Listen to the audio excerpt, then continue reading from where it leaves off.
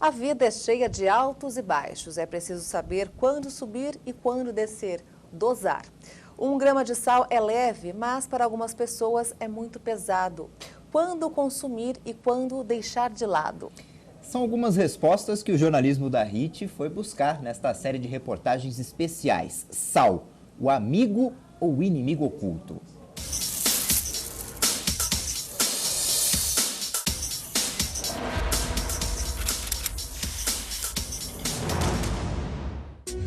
São apenas 3 letras. S-A-L. Este mineral, que custava caro na antiguidade e provocou até disputas de poder entre povos, ainda desperta paixões. Em excesso, causa muitos problemas de saúde e até a morte. Dá até para classificar como vício.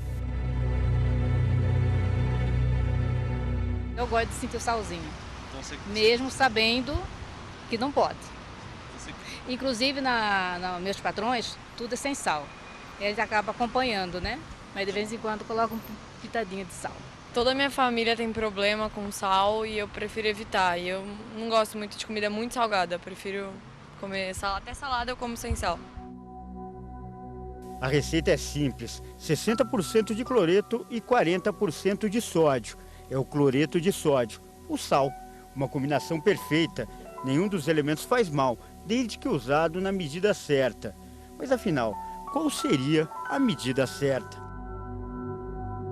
Normalmente, as pessoas acabam já cozinhando com sal, temperando esse alimento com sal, né? E ao ir à mesa, você normalmente encontra o quê? Um saleiro, né? Ou se você vai em um buffet, o alimento já está pronto para consumo, mas tem um sachêzinho de sal que a pessoa, ao invés de experimentar para ver se já está adequado, acaba adicionando mais ainda sal àquilo que já está pronto.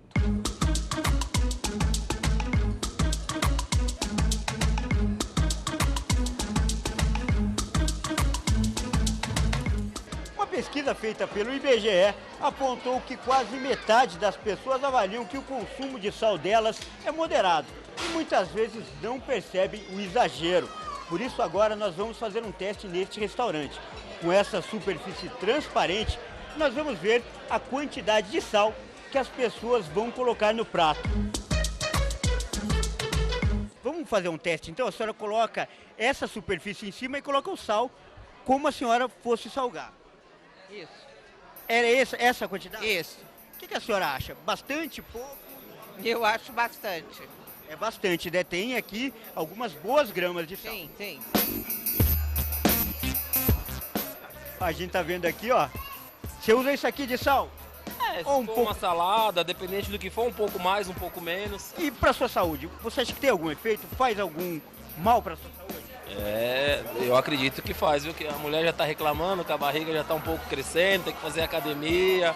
Mas eu acredito que faz sim. Enquanto a gente não tem problema nenhum, a gente vai colocando. Aí quando você faz um exame e tem que cortar o sal, aí você fica um pouco com medo, tira. Aí depois você esquece, põe sal demais e vai tocando.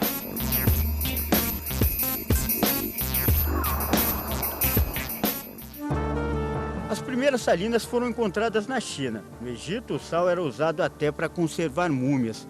E hoje existem várias reservas espalhadas por todo o mundo. Gigantes como a do sal rosa no Himalaia. E a maior de todas, de Uyuni, fica na Bolívia. Tem 7 vezes o tamanho da cidade de São Paulo. O sal é importantíssimo para a nossa vida. A Bíblia Sagrada não deixa dúvidas. No Evangelho de Marcos, no capítulo 9, versículo 50, está dito que o sal é bom, mas se deixar de ser salgado, como restaurar o seu sabor? Tenham sal em vocês mesmos e vivam em paz uns com os outros. No Evangelho de Lucas, no capítulo 14, versículo 34, está escrito: o sal é bom, mas se ele perder o sabor, como restaurá-lo? O sal em excesso tem sabor, mas não restaura a vida. É o que acontece no Mar Morto, na fronteira entre Israel e a Jordânia. Ali, com 10 vezes mais sal do que qualquer outro oceano, não dá para sobreviver.